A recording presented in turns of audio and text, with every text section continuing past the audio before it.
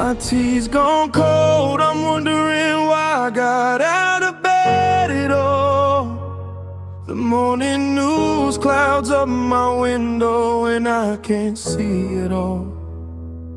Even if I could, it'd all be great, but your picture on my wall, it reminds me that it's not so bad.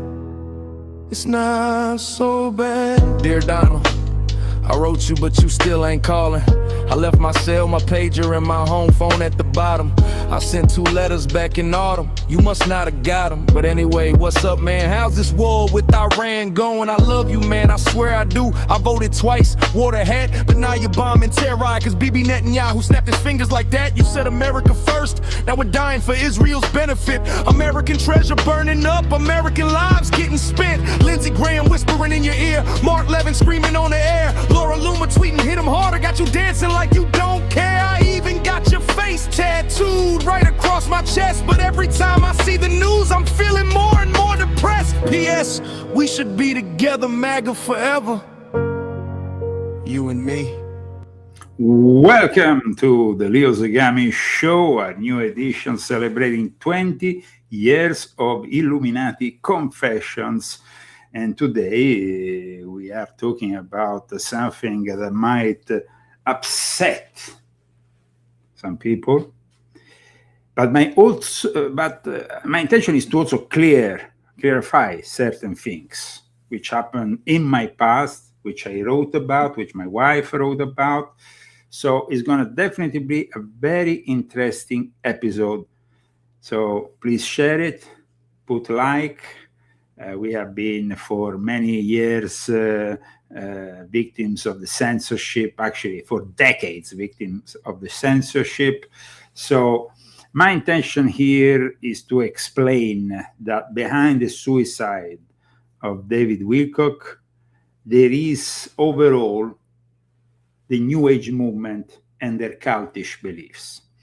There is, of course, a problem with mental health, but it seems that in that context, that problem is actually amplified. So here we are. Let's thank, first of all, our sponsors, and then we will start with our show. Thank you, Larry Frascella. Thank you, Daniel Estes. Thank you also to all those people who have purchased my books. I have actually a citation that I want to take from my wife's book, Confessions of an Illuminati Princess, Volume 2. But before all this, I want to also discuss my own involvement with David Wilcock, which I had written about in Volume 2 of my Confessions. This book is a book where I also explain my connection with Benjamin Fulford, how I eventually discovered that Benjamin Fulford was an agent for the Chinese Freemasons, the Hong Man, and by his own admission, I'm saying this is not like any speculation I'm making.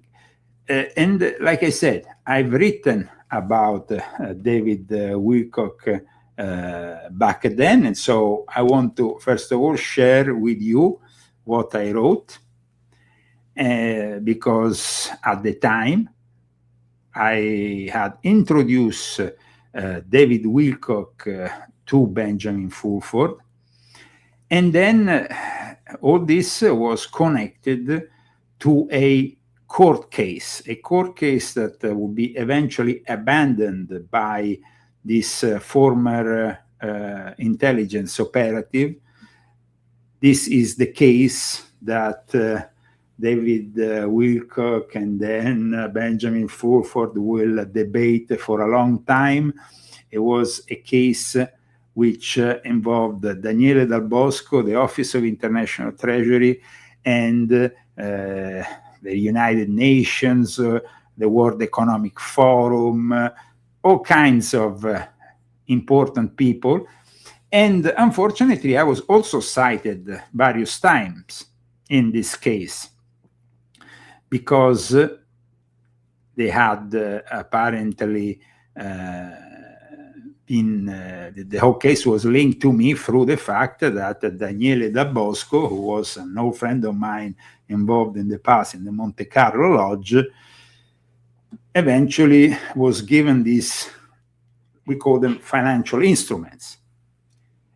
So here we are today discussing all this, but first of all, I need a pair of glasses. So I'm going to go and get quickly a pair of glasses so I can open up these books and then I can give you this citation.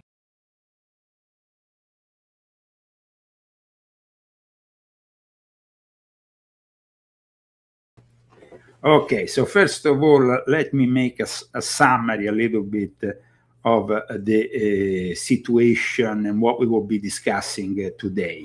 Because we saw in the past also a documentary was made on these people, David Wilcock, Corey Good, their, all the things they were associated with. And then we saw Corey Good doing a video after the death of his friend David Wilcock, saying that he was blaming the mental health impact of cyber stalkers and all that. But in reality, the problem is the New Age movement. To me, Gaia TV, which also then ended up having a problem with both David Wilcock and this Corey Good, who claimed he was in some kind of space program and all that, but it was all rubbish. It was all made up. To me, even Gaia is the ultimate grifter organization. For me, this is really, now that David Wilcock has passed, his passing is being painted by some as a conspiracy of sorts. His name was even included erroneously amongst the scientists that keep on disappearing. There was, in fact, just the other day, the inclusion of David Wilcock amongst this list for a few hours. Then the same News Nation took it off. Check this out. Well, the twists just keep coming. 2 more people are linked to the mysterious web of dead or missing American scientists and researchers, bringing the total number to 13. The FBI is now reviewing the death of NASA nuclear engineer Joshua LeBlanc, who was killed in a fiery car crash last July after he went missing without his phone and wallet. Also under review and new scrutiny tonight is the death of David Wilcock, a paranormal UFO researcher and writer whose death was ruled a suicide. And like I said, it is a suicide. Learning that several scientists from China have also turned up dead too. But it doesn't have, I mean, in this situation that I'm going to be describing you today, David Wilcock in the end was the victim of this New Age cultish milieu he belonged to. And News Nation, in fact, today took off his image from the hypothetical victims of this conspiracy that sees the disappearance of various scientists, even of a prominent, I think it was a general and so on, all connected, of course, to the UFO disclosure. the human brain will always be drawn to conspiracy theories. For starters, they're interesting, but more important... So now they're back down to 11. You see how things evolve. Now he's out of the They picture. provide people with theories for anomalous events in a universe that can sometimes be terrifyingly random. So it's no surprise that many people are looking for a grand unified theory behind the case of the missing NASA scientists. But there's also growing skepticism about whether this particular series of unfortunate events is tied together in some malevolent plot. Clearly, some of the missing disappeared under unusual circumstances, but others appear to be run-of-the-mill tragedies. Heartbreaking, but perhaps not sinister. And as any seasoned detective will tell you, red herrings can confuse and unravel even the most thorough investigations. That's a bit like wanting to apologize for claiming 2 days ago that David Wilcock was part of this list, but of course. So going back to what happened, I think that Wilcock realized that his entire history of lying had caught up with him. And his entire history of lying included also what he did back in 2010, after I introduced him to Benjamin Fulford.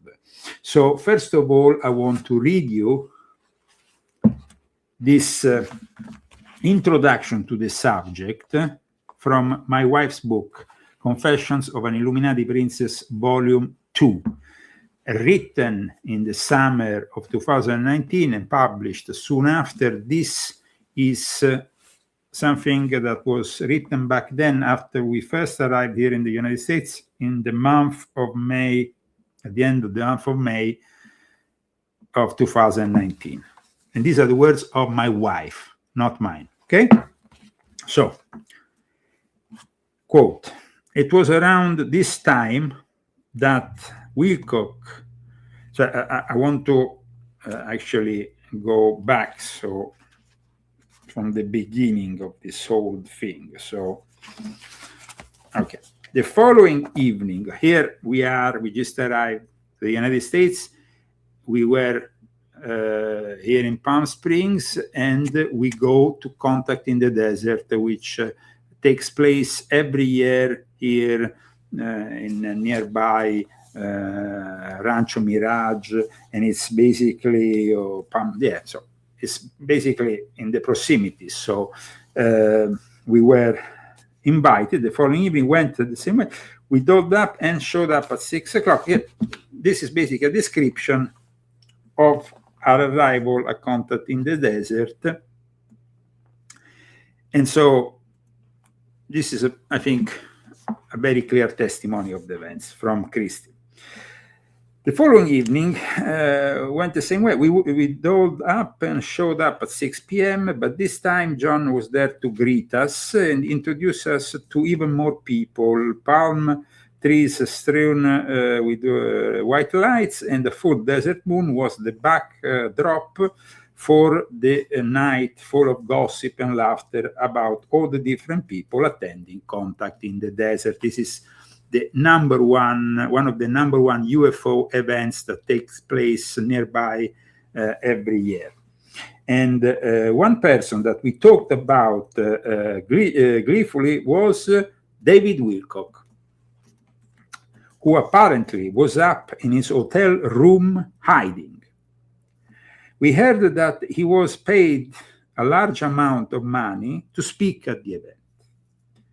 And gossip behind the scenes claimed that he didn't allow questions from the audience, and he only appeared for his scheduled talk with his bodyguards, refusing to participate in the mandatory meet and greet every evening because he feared for his safety. Leo exploded into laughter when this was revealed to him, and vowed to expose him on his YouTube channel. I repeat, this is the words of my wife. And I continue the words of Christie Zagami.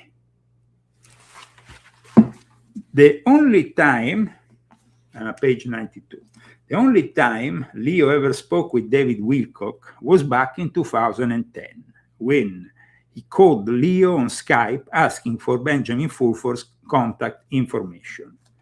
At the time, Leo was still writing books with Benjamin, and so wanting to be helpful, he gave him Fulford's phone number.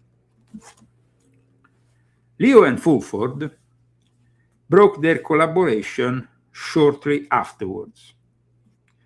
When Benjamin began accusing Leo of trying to murder him during and after his short visit to Rome, which I write about in Volume 1 of my Confessions. Of course, that was completely ridiculous. And Leo spent a small amount of time defending the accusations until he finally broke ties with Fulford and exposed him for all the lies and corruption that had surfaced before, during, and after his heavy assault on Leo's character. It was around that time that Wilcock joined forces with Fulford's circus and began to attack Leo as well. Leo barely knew the guy, except for that one phone call, where he wanted a favor, but it seems that the way these people operate, they use you and toss you aside when they are finished. Money-hungry charlatans, ready to take the hard-earned money of people who are only searching for answers. It was scandalous, so joking about that fool, meaning David Wilcock, the late David Wilcock, was the highlight of the evening, and I sure as heck made certain that I had enough battery in my camera just in case a chance encounter between Leo and David occurred. And this is the end of my wife's testimony on the matter. If you're interested, you can read it in Confessions of an Illuminati Princess, Volume 2. Let's go to my book, Volume 2 of my Confessions. But first of all, let's also briefly see this trailer of the documentary Dark Alliance that denounces these people, because Wilcock has long claimed he was the reincarnation of the famous sleeping prophet Edgar Casey. So Casey's son and grandson tested him using questions Casey himself had prepared for future claimants. Wilcock allegedly failed them all. The entire space program, SSP, and 20 and back programs with Corey Goode and supported by Project Camelot, Kerry Cassidy, that were promoted heavily via Gaia TV and their cosmic disclosure between 2015 and 2018, were all found in a lawsuit in court to be made up by Corey Goode. Wilcock and Cassidy presented them as real whistleblower testimony, unfortunately. But the court found untrue that there was an alien conspiracy cover-up, that the Earth is a 500,000-year-old battleground in an ET war, that these blue avians extraterrestrials were an invention. It was absolutely insane. Like I said, they made a documentary. This is a brief clip from it.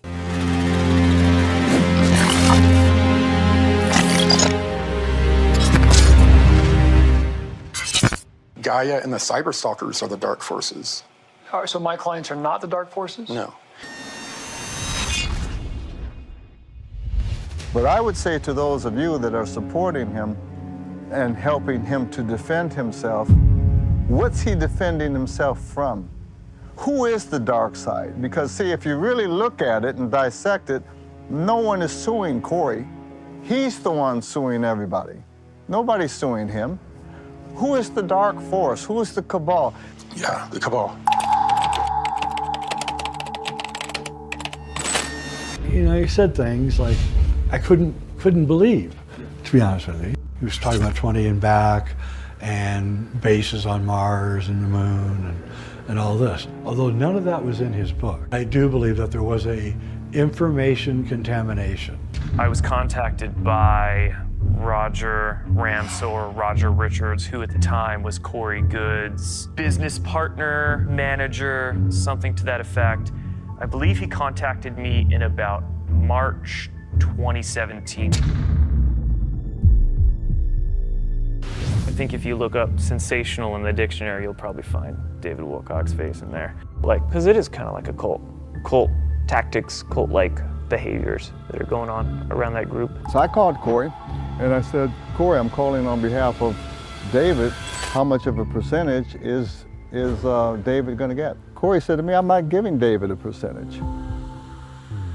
Corey literally called himself the Enoch of our modern times, and David claims to have all these insiders, and they prop themselves up to be these larger-than-life personalities.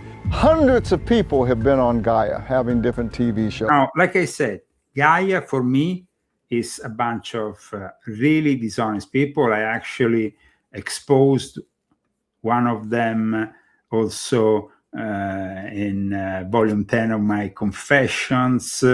They really are, I mean, taking advantage of the credibility that some of these people have gained through the internet with very questionable documentaries, shows. I was approached by one of their producers, a contact in the desert, and then I discovered the guy was linked to a certain Freemason, which I've exposed in volume 10. I mean, a Freemason who was also involved in the past with the Islamic world, all kinds of things. What I noticed when I was there the first time at Contact in the Desert, and like my wife said, this David Wilcock didn't even have the courage to show up in front of me because he of course didn't want to be exposed in any way, shape, or form. There was a lot of talk about the white hats are taking up the black hats. The Q drops became part of his narrative. So he was completely brainwashed, also like many New Agers, by the QAnon psyop, which, as you know, I've exposed in volume 7 of my Confessions in a very detailed way, and I suggest you all read. David Wilcock, back in 1999, he had pushed the Y2K thing, saying that there will be a rapture. Then he pushed the 2012 narrative, end of the world ascension. In the last few years, he was even selling a way of ascending, which is insane if you think about it. You can't sell somebody's ascension. What are you saying? He claimed, David Wilcock, there will be mass arrest by Memorial Day 2025. Nothing happened. These people, like, you know, it's just like, there will be mass arrest, Trump, the white hats, and all this BS. Guys, as you know, I've been in the past a Trump supporter, but I'm also a realistic person. I prefer reality than fiction. Remember that. And different personalities. Have any of them turned around and sued Gaia? Nobody but Corey Good. David is going to lead a conversation. Raise our class. That guy you saw is Jimmy Church. Jimmy Church is also somebody described in my wife's book, which is also a guy who in the past I've participated to his shows, and who also demonstrated to be in the end somebody who was not really there to expose the truth, but rather to make money, like all these people from this New Age movement. They monetize every possible sensationalist claim. They do fundraisers, they ask for donations, and they are always wrong about what they are pushing, usually, you know? But they push their goals farther and farther. And guys, I can prove what I wrote in volume 2, which was published 11 years ago, actually 10 years ago, sorry, came to fruition. In this book, I actually say that in 2020, there will be a pandemic and you will be all locked up. This is what it means to be correct about my assertions. Correct and also honest. When I get it wrong about Trump, I told you a few months ago, when I started to perceive that Trump was doing things, especially in regards to the Epstein files. I wrote a whole book here to expose the Epstein files. Now the government watchdog, by the way, just the other day, is investigating the DOJ's release of the Epstein files. And I hope that something will eventually happen, though Trump is already trying to distract everybody by continuing the war and canceling the peace process. In any case, this endless stream of whistleblowers that Cassidy did included also myself when I was, interviewed Project Camelot. So I also saw how these people operate very closely. And I saw that Cassidy at one point accused me of being a CIA agent with no proof whatsoever.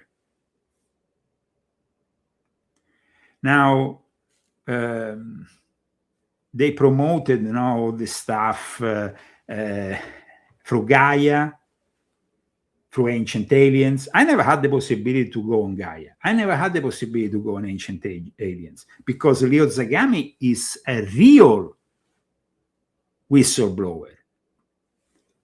And when this whole court case came through with this bizarre claim, guys, it was pretty relevant at the time. I show you an article.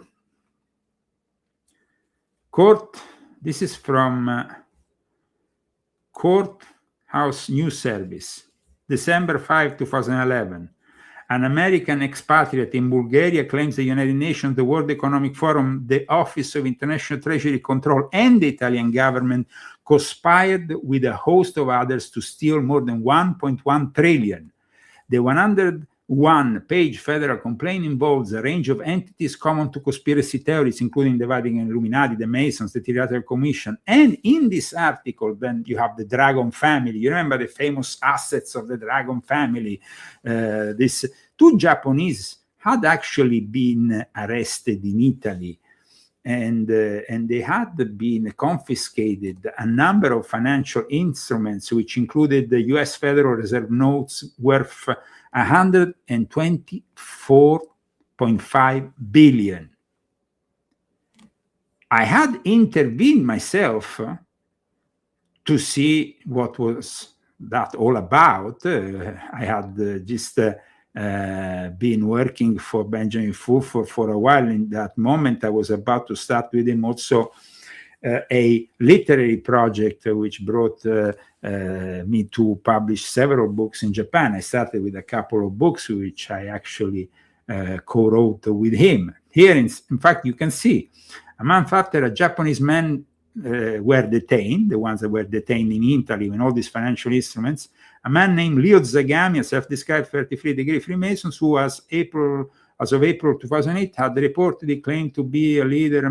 Zagami claimed to be a representative of the Vatican, Illuminati, and other European secret societies, and had been looking to make contact with certain Asian secret society, which was basically the ones which Benjamin Fulford was working with.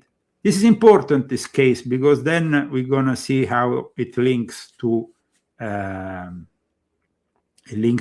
Wilcock. But let's go back to the Dark Alliance clip. Bill William Hopkins. Love you, Bill. Told me, I forget the name of the company that created the Skynet in the Terminator films. He said he started Cyberdyne years before the Terminator film came out. Let's go back to the beginning. I first met Corey and David. Well, let me back up a little bit from there. So larger-than-life personalities. Definitely larger-than-life personalities, but also fraudulent personalities. This guy, Jay Weidner, who also seemed to, he's like a sort of modern-day Indiana Jones of the esoteric world. He's a filmmaker. He's a renewed scholar of alchemy, Hermetic tradition, sacred geometry.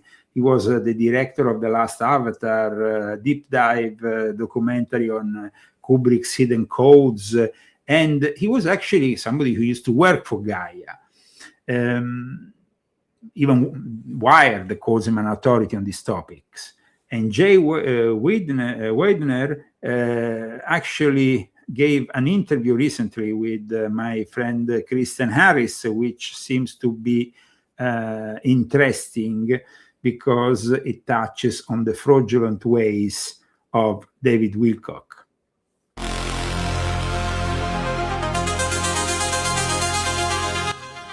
Here we are. This is, of course, my friend Christian Harris, who, like I said, interviewed one of the protagonists of this whole, how we can call it. I mean, it is definitely quite scandalous. Jesus. He didn't help me a bit. So all I can say is, suck it, Jesus. This award is my God now. I'm thankful to the Oscar gods. The other names of the gentlemen are all gods as far as a category concerned. When you get this little golden statue, you become a star. In the Egyptian culture, they also had a little statue that represented the god Ptah. Y'all, they say that David Wilcock, the man from Ancient Aliens, passed away, man. And this right here hit me because I used to watch this man all the time. Every Sunday he would go live and do his weekly show. But something's not adding up. I've been noticing like this David Wilcock that I haven't seen recently looks very different from the Ancient Aliens David Wilcock. Now, it's not too much of a difference, but if you look closely, you can clearly see that there is a difference between those two. Look at the bridge of the eyebrows right over here. The eyes are different. The nose, like you see how this one's flatter and wider and this one's more pointier and longer? Look at it. The mouths are different. His teeth is out. Look at this. You know what I'm saying? If you listen to Ancient Aliens David Wilcock, there's not a lot of pausing and ums in his life. But this David Wilcock over here, there's a lot of pausing, there's a lot of ums, and a lot of uncertainties in his life. Now, y'all know how I do with the breakdowns, right? How I do with the numbers and then the wordplay, okay? So, something's not adding up. Let's pay attention. First of all, David Wilcock allegedly took his life on a Monday, Moon Day. And the person who confirmed this was Anna Pauline. This is the kind of conspiracy crazies that want to find a conspiracy in everything. And of course, we know that David Wilcock admitted that he was worried because of all these scientists. We know that is actually something he said. But then he ended up his own life, guys. He wasn't killed. There wasn't anybody else involved. He ended up his own life. I'm excited to be here. Every day that I have on earth is a gift and a blessing, and I'm very grateful for that because, frankly, people are disappearing. Scientists are going missing. Now they're saying they're going to investigate this. The president himself is saying they're going to look into this and see if anything's going on. It's a little bit scary. I got to say, it's a little bit scary, but you guys knew that I might still show up even though it was last minute and I've had a really rough week. That's kind of like every week, but somehow we keep on making it through all of this. He had actually made some weird posts which worried some people close to him prior to this show. The problem with the New Age movement, guys, is that they don't have a God. They might claim, like David did in his last show, Christ consciousness and all that. But guys, they have no God. And it's this lack of God that eventually brings these people, like in the case of David Wilcock, to take their own life. It's sad, but has nothing to do with a conspiracy of immense proportions to silence people who were involved with UFOs in the scientific world. Because, honestly, David Wilcock was not really a scientist, guys. But apparently, they claim he was. They actually claim, he's a paranormal writer, claim he was because for a period of time, he actually collaborated with a company, which in reality, when you go and see what this company did, it was a Ponzi scheme. So let me make it very clear. They want to include the death of David Wilcock with all these other people claiming that he was somehow involved with the Stavati Aerospace. And it's very interesting because just today they changed this post. The Wikipedia was changed. Here it says, he had become director of advanced technology of Stavati Aerospace. In the prior Wikipedia version, it was written that Stavati Aerospace was discovered to be a Ponzi scheme, a fraudulent organization. In fact, if we go on Stavati Aerospace, we can still see Stavati Aerospace claims regarding its business operations have been repeatedly raised by the media throughout its existence, and the company has been involved in several legal disputes. Because this company is apparently not legitimate in any way. And so the involvement of David Wilcock was mostly because David Wilcock was, of course, a public figure that could have, helped their project, especially if you put him as director of advanced technology. But Stavati Aerospace is not really an honest company. And so it's a little bit weird now that they are cleaning up after David Wilcock's death, this side of things. Because Stavati Aerospace is actually a Ponzi scheme.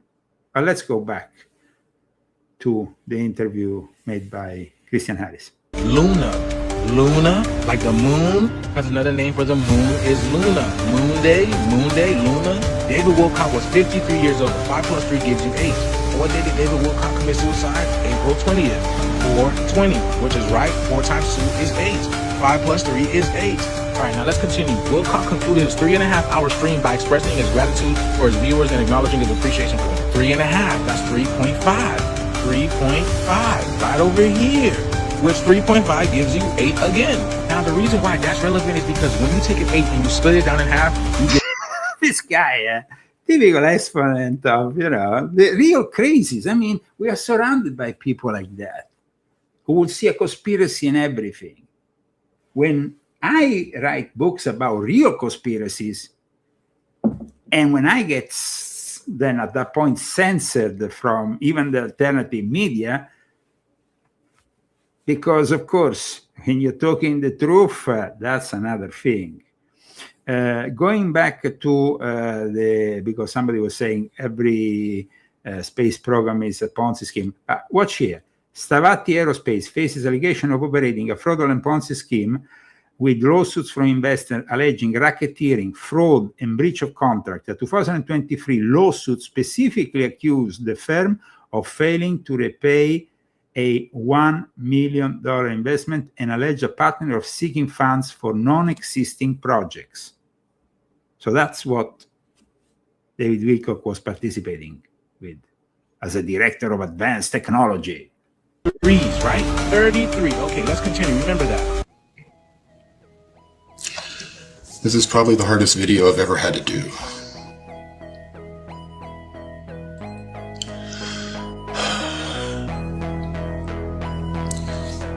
As many of you know, or have learned, yesterday on 4/20, David Wilcock took his own life.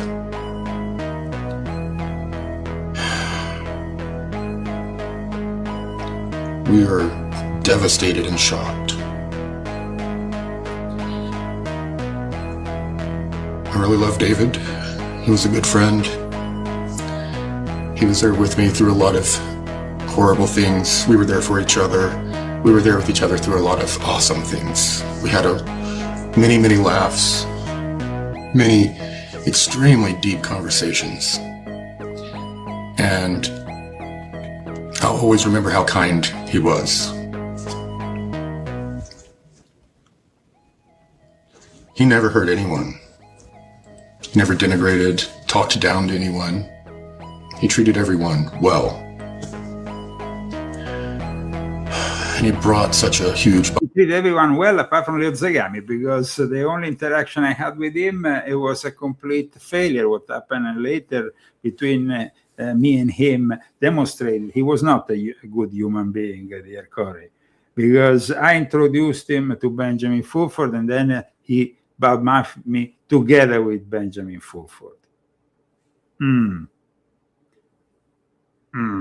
Body of knowledge and information to this world.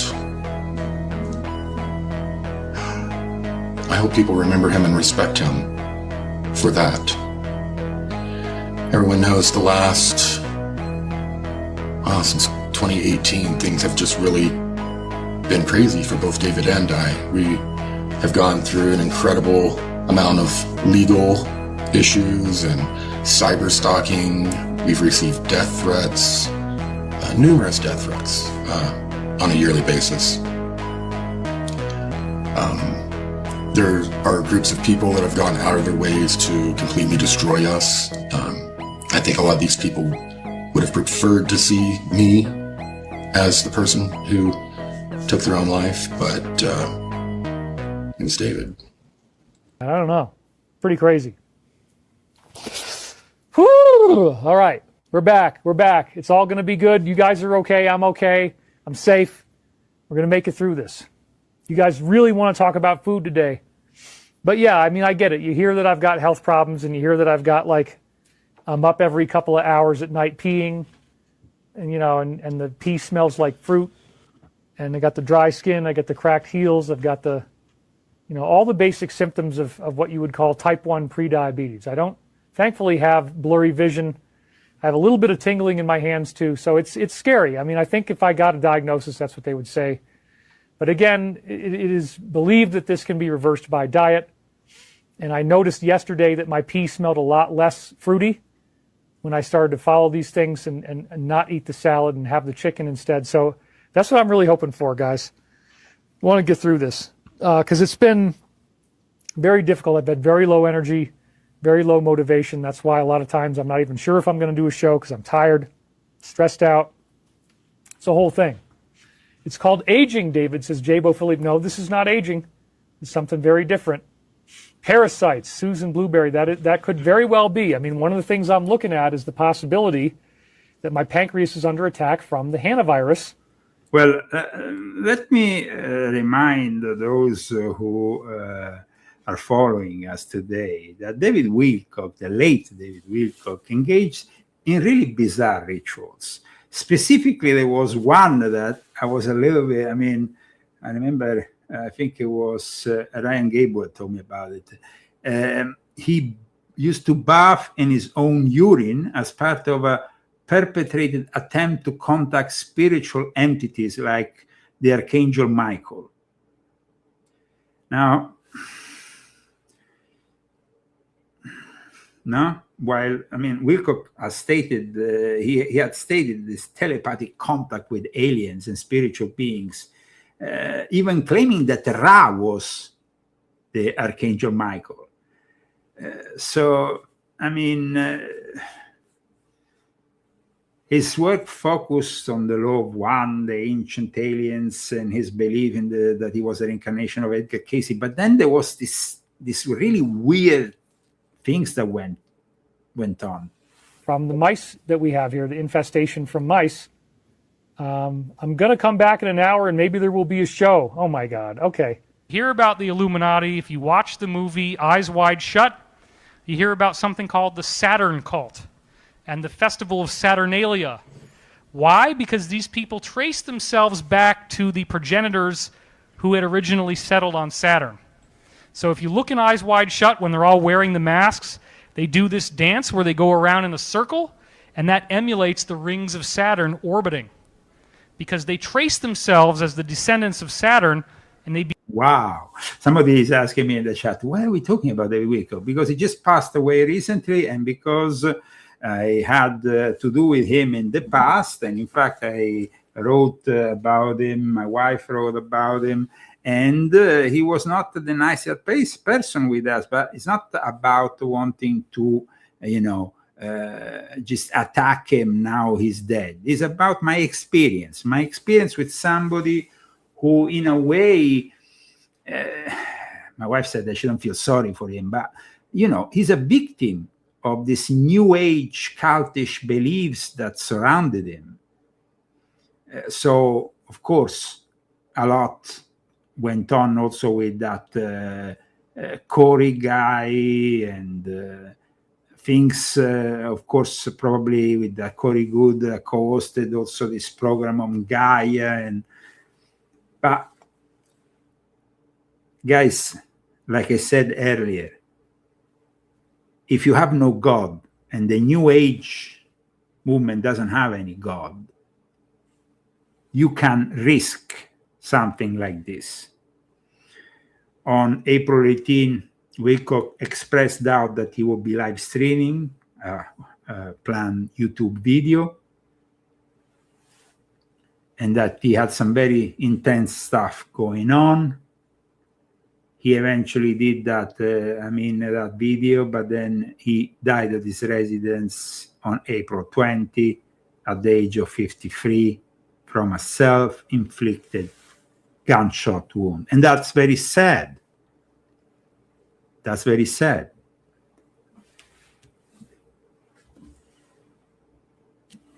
Believe that they're different from the rest of us, that they have extraterrestrial DNA that made them the gods. And that kind of is segueing into the next part of our talk. So there were a very small number of survivors when the moon was blown up, and they got out with only, apparently the story is, the moon was so badly hit that only a few of their damaged spacecraft got out, and their civilization on Earth was almost completely wiped out. So just a small number of them made it, and they crash landed on Earth. And they then interbred with humans, which they were specifically warned not to do. And this created what we call, in the Book of Enoch, the fallen angels. Their offspring, their children most likely, the hybrids of their own form, which was about 36 feet tall, and native people on Earth, became these 12 to 13 foot tall, red-headed, white-skinned humans. And white skin was not normal for the Earth.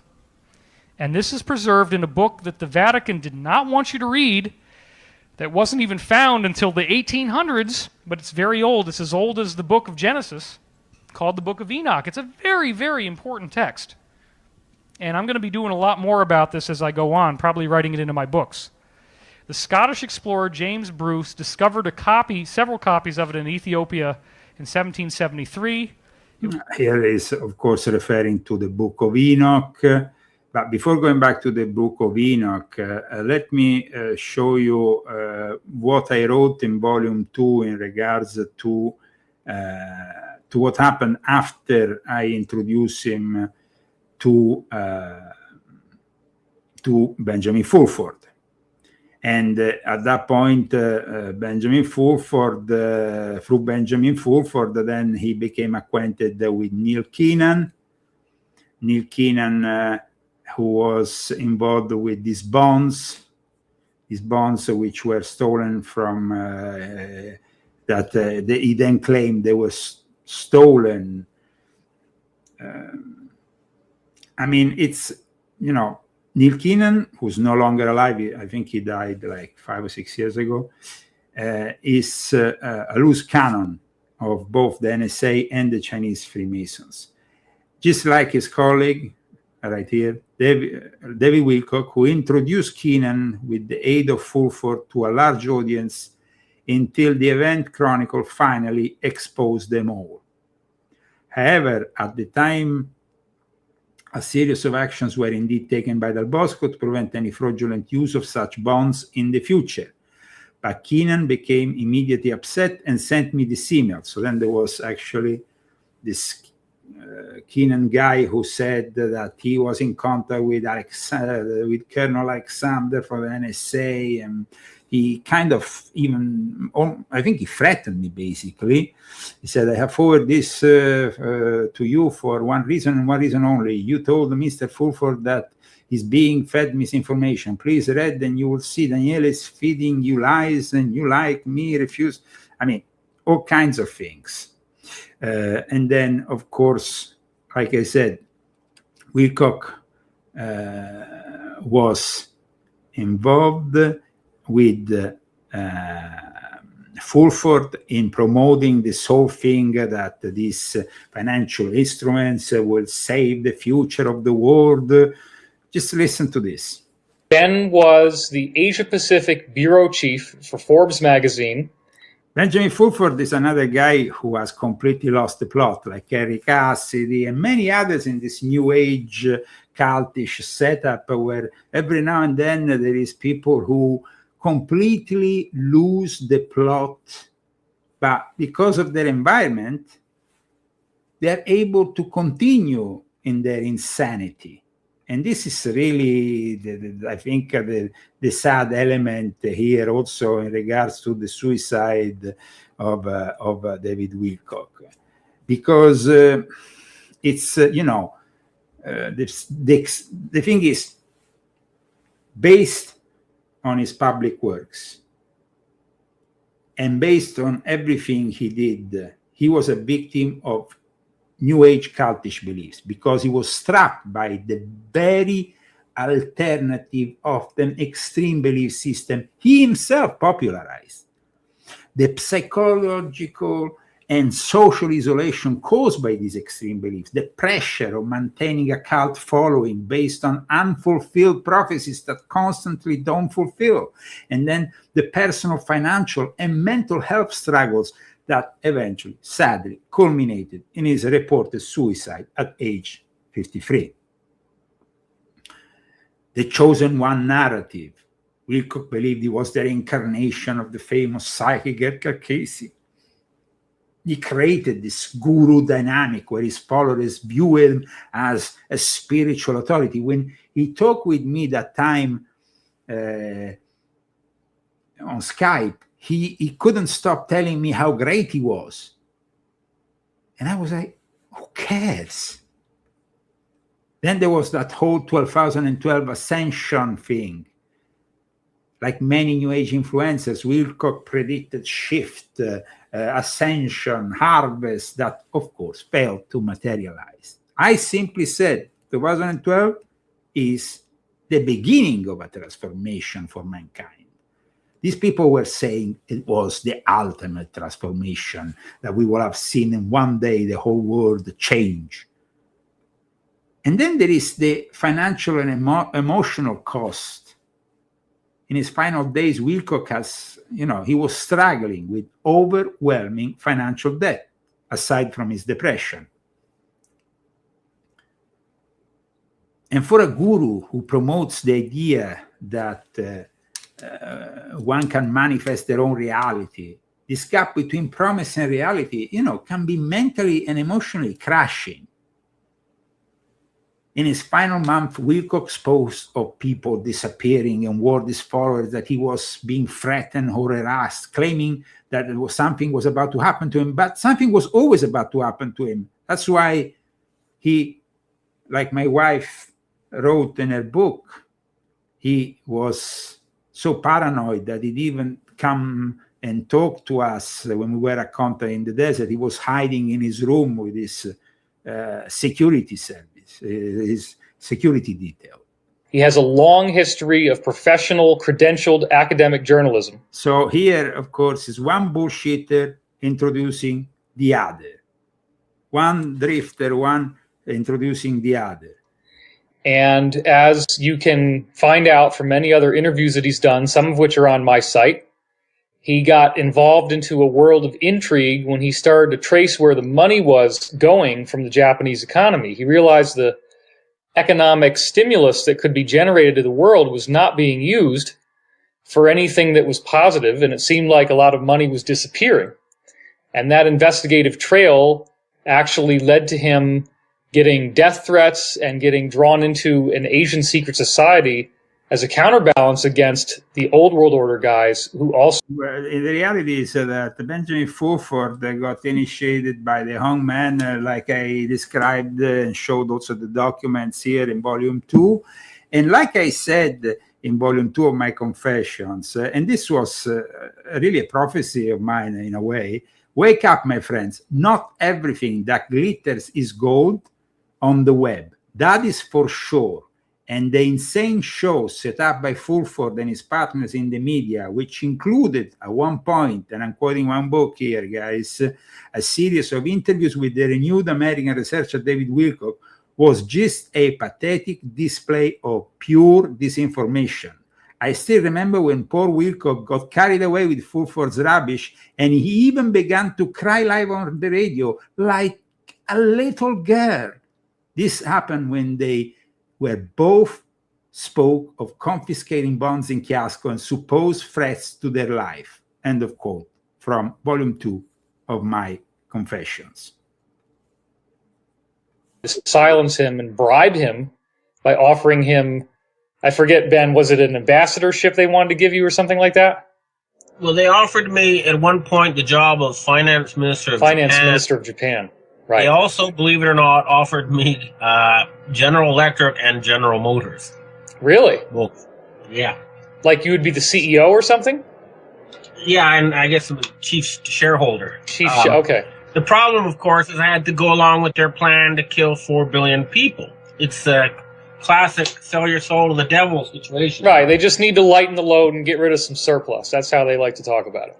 Well, they want to save the environment and get rid of the useless eaters, yeah? Exactly. So, look, man, I've been on the internet since 1996. I've had my own public presence since 1998. And I watched you ever since you came out. And I noticed right off the bat, I believe you emerged in like 2007. Was that correct? Something like that?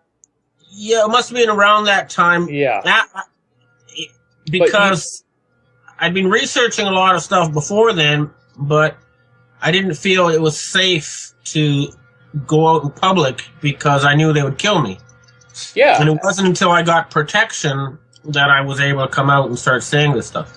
Right, and it is true that within Japan, you are a best-selling author. You've sold, how many books do you have in print, and how many units have you sold? I published 6 books in Japan, 2 of them with Benjamin Fulford, then actually sold, I think, 40,000 copies of the 2 books, which is a good result for a first-timer in the Japanese market. Later, I published with other authors. I published books by myself.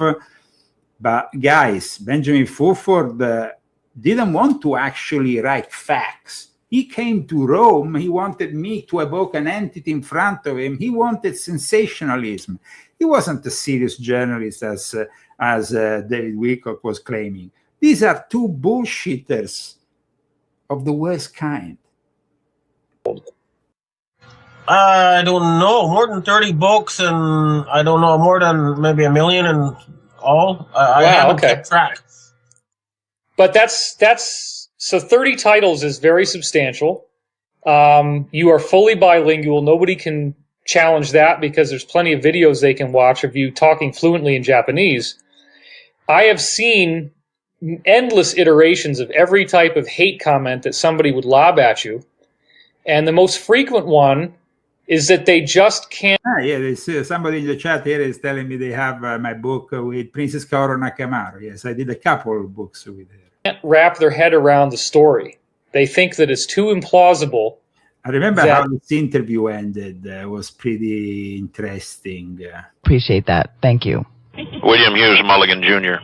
I'm a member of the firm of Blakely, Platt & Schmidt, and yes, we filed the complaint on November 23rd, representing Neil Keenan, index number 11 Civ 8500. All right.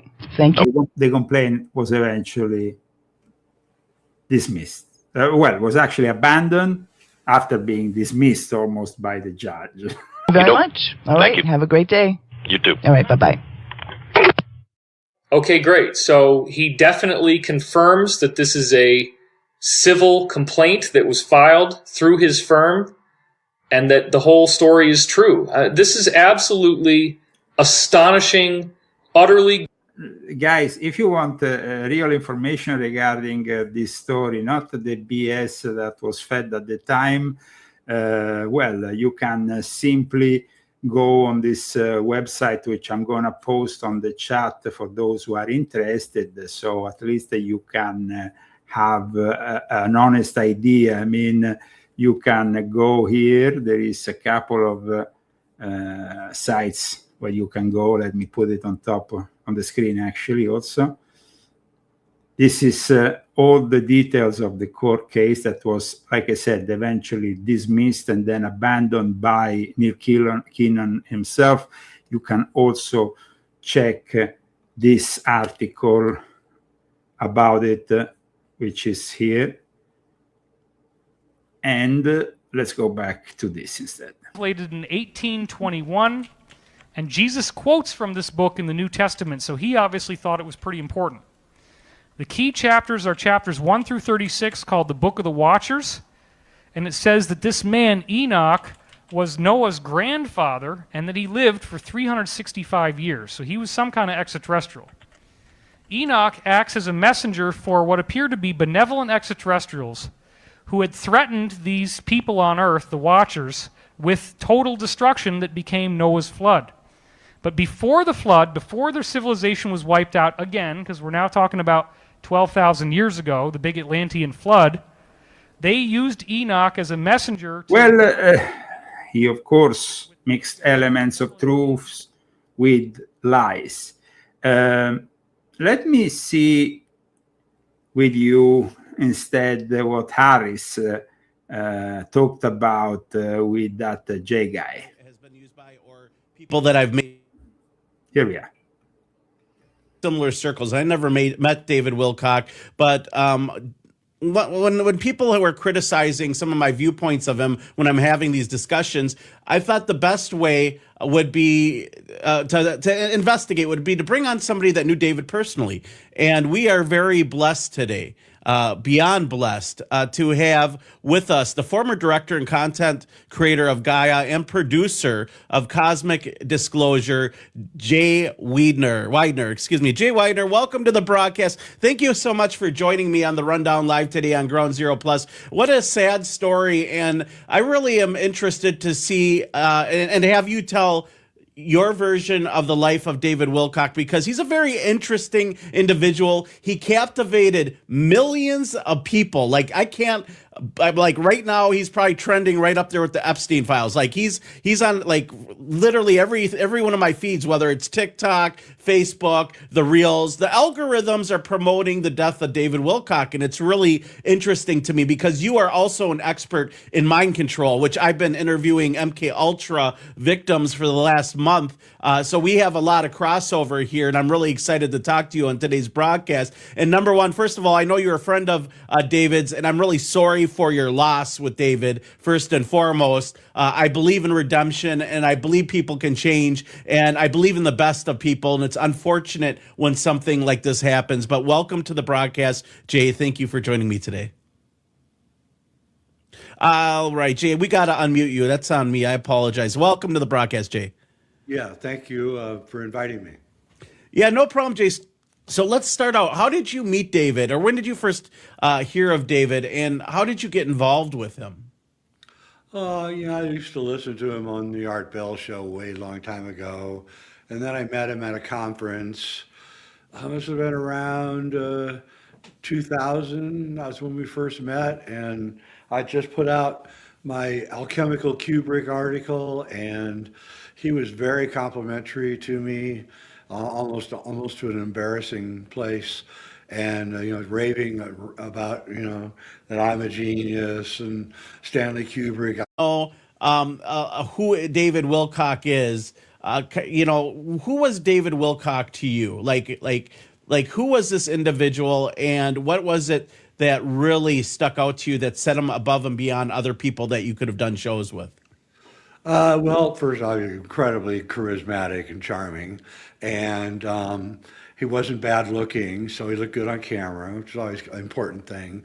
But third, he just had so many great ideas and so many unusual views on alternative science and ancient cultures and spiritual things, and it was so wide-ranging. And then when he and I coupled together, it became like a powerhouse because I brought, my 35 years of esoteric studies with me to him, and he knew that he was getting a really great thing here, and I'm really proud of it. And I hope, that I don't know if it's still on Gaia, but I hope that they bring it back because it was a great show. My feeling is that David was super quirky, fragile.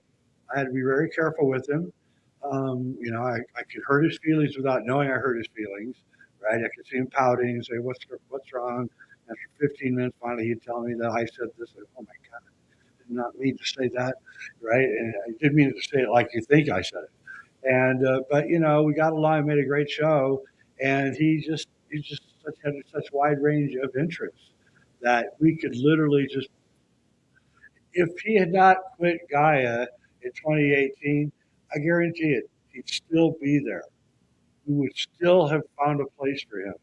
I'm not there anymore, haven't been there in 7 years, but I guarantee he would have been a continuous presence on the network and making, pretty good money there too. But when Corey Goode talked him into quitting Gaia in 2018, he wrote that ridiculous resignation letter, then he lost his marriage, he lost all of his income, and there he was living alone in a house in the mountains of Colorado, no friends, no money, and clearly by watching his weekly show, you can see the mental deterioration that he was going into and under.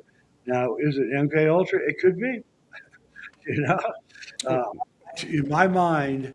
I think that more than MK Ultra, which has not been, by the way, existing as such for many years, since the early 1970s, it was then substituted by other programs. But the thing is that the New Age milieu, the New Age cults, the cultish approach within that's the UFO disclosure milieu, these are to blame because they are the product of theosophy, of modern Satanism. They are the products of an approach to religion, this syncretic approach, which is completely anti-Christian and anti-God. And so it's a godless, really, a group of people that he was involved, and in the end, they were not capable of saving him, of being close to him, and so in a way, this is the sad result of the New Age cultish belief systems that we find in places like Contact in the Desert and other so-called disclosure, because disclosure should be seriously about disclosure, should be seriously about analyzing the UFO, now the UAP phenomena. It should be something about how we're gonna deal with an eventual full disclosure. It should be about serious topics. Instead, with these people, it becomes something else. And it's sad. It's really sad that in the end, this lack of God brings somebody to just take his own life. Now, I hope you enjoyed today's show. Please share it on your social networks of choice. And please support us, guys, because without your support, we can't keep on doing these shows. I have to dedicate myself. I'm not like, these people were making extreme amounts of money and at the same time managed to lose all that money. I am simply asking to purchase my books because I believe they are important and relevant and absolutely honest. Thank you for taking your time today to check my show out. And we will be, of course, together next Saturday, and sponsors permitting, we might occasionally also bring you a midweek show. Take care, guys.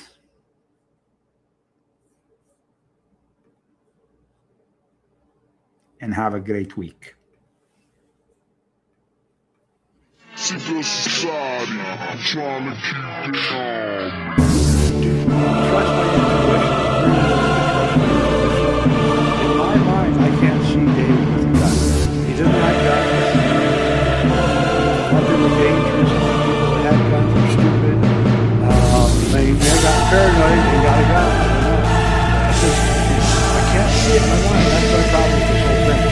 I can't see him putting a gun to his head. I can't. You know what? Yeah, maybe a fentanyl overdose or a sleeping pill overdose. I got that. I can see that happening. But it takes a certain kind of dude to really do it. I couldn't. Well, first of all, I don't believe in suicide. It's not my core being. But you know, it's a very sad outcome. And the first thing that comes to my mind as an investigative journalist is drug abuse. Like, you know, I don't know, but when you get into circles like that, especially when it comes to people who want to expand their consciousness, a lot of them dive down and travel down a very dangerous road with just drugs in general. And it starts out with something basic like mushrooms or DMT because they're trying to expand their consciousness. And somebody says, well, how about this? Or then you end up on meth or something else. But he could have had a health deterioration. Like, I don't know him personally. I don't know if he had a drug addiction, but I see a lot of the similar patterns. Yeah, okay, there's something I do want to address because I think you brought this up. There's a guy commenting on various radio podcasts and things on this whole thing, and I think it's the same guy. He seems like he really knows